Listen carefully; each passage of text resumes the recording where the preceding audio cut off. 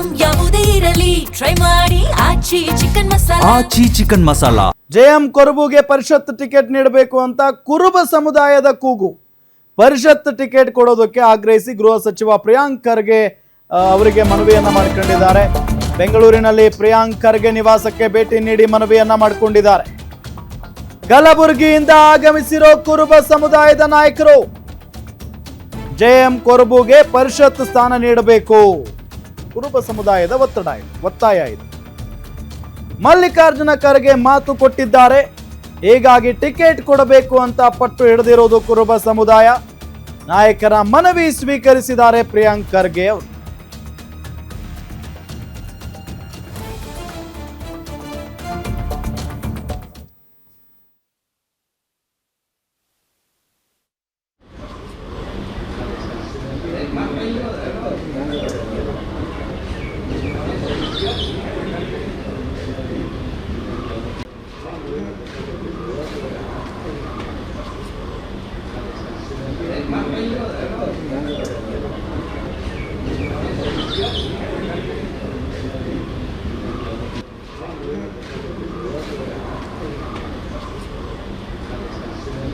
ತಮ್ಮ ಮಾಧ್ಯಮದ ಮೂಲಕ ನಾನು ಏನು ವಿನಂತಿ ಮಾಡ್ಕೊತಾ ಇದ್ದೀನಿ ಅಂತಂದರೆ, ಕಲಬುರಗಿ ಜಿಲ್ಲೆಯಲ್ಲಿ ಸಂಘದ ವತಿಯಿಂದ, ಸಮಾಜದ ವತಿಯಿಂದ, ಜಡಿಪೂಜಾರರ ವತಿಯಿಂದ, ಪೂಜ್ಯರ ವತಿಯಿಂದ ಹಲವಾರು ಬಾರಿ ಅನ್ನೋದಂದರೆ ಕಾಂಗ್ರೆಸ್ ಪಕ್ಷಕ್ಕೆ ನಾವು ಸುಮಾರು 70ರಿಂದ 80% ನಾವು ಮತದಾನ ಮಾಡಿದ್ದೇವೆ, ನಾವು ಕೆಲಸ ಮಾಡಿದ್ದೇವೆ. ನಮಗೆ ಕೂಲಿ ಕೊಡ್ರಿ ಅಂತಕ್ಕಂಥ ವಿಚಾರ.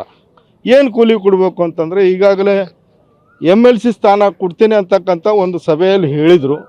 ಅದರ ಪರಿಣಾಮವಾಗಿ ಕಲಬುರಗಿ ಜಿಲ್ಲೆಯಲ್ಲಿ ಹಲವಾರು ಜನ ಆಕಾಂಕ್ಷಿಗಳಿದ್ರೂ ಸಹ ವಿಶೇಷವಾಗಿ ಜೆಎಂ ಕೊರಬು ಅವರು ಸಮಾಜಕ್ಕೆ ಮತ್ತು ಪಕ್ಷಕ್ಕೆ ಬಹಳ ಸಹಕಾರ ಆಗಿರುವುದರ ಪ್ರಯುಕ್ತವಾಗಿ ಜೆಎಂ ಕೊರಬುರವರನ್ನು MLC ಮಾಡಿರಿ ಅಂತಕ್ಕಂಥ ನಿಟ್ಟಿನಲ್ಲಿ ಇವತ್ತು ಕಲಬುರಗಿ ಜಿಲ್ಲೆಯ ಎಲ್ಲ ಸಮಸ್ತ ಜಡಿಪೂಜಾರಿ ಅಂದರೆ ಧಾರ್ಮಿಕ ಶಕ್ತಿಯನ್ನು ಉಳ್ತಕ್ಕಂಥ ಸಾಲುಮತ ಸಮಾಜ ಪೂಜ್ಯರುಗಳ ಮನವಿ ಮಾಡೋದ್ರ ಮುಖಾಂತರ ಈಗಾಗಲೇ ಮಾನ್ಯ ಮಲ್ಲಿಕಾರ್ಜುನ ಖರ್ಗೆ ಸಾಹೇಬರನ್ನು ಸಹ ಕಲಬುರಗಿಯಲ್ಲಿ ಭೇಟಿಯಾದಂಥ ಸಂದರ್ಭದಲ್ಲಿ ಆಯಿತು ನೋಡೋಣ ಅಂತಕ್ಕಂಥ ಮಾತನ್ನು ಹೇಳಿದ್ದಾರೆ.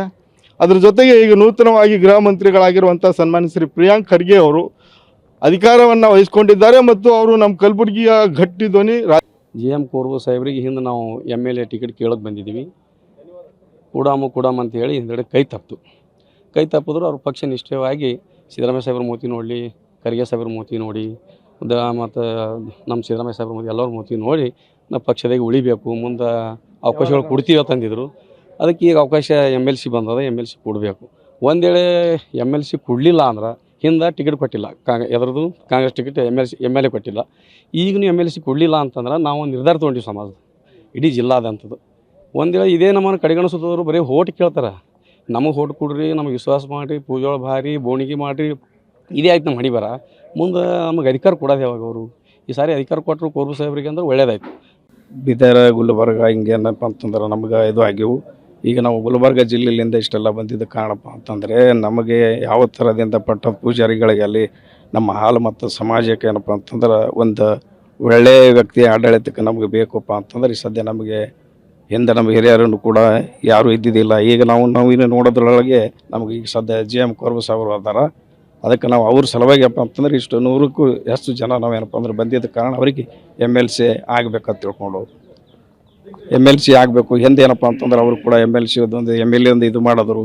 ಈಗೇನಪ್ಪ ಅಂತಂದ್ರೆ ನಾವು ಅದ್ರ ಸಲುವಾಗಿ ಎಲ್ಲ ಆಗ್ರಹ ಮಾಡ್ಲಿಕ್ಕತ್ತೀವಿ ಈಗ.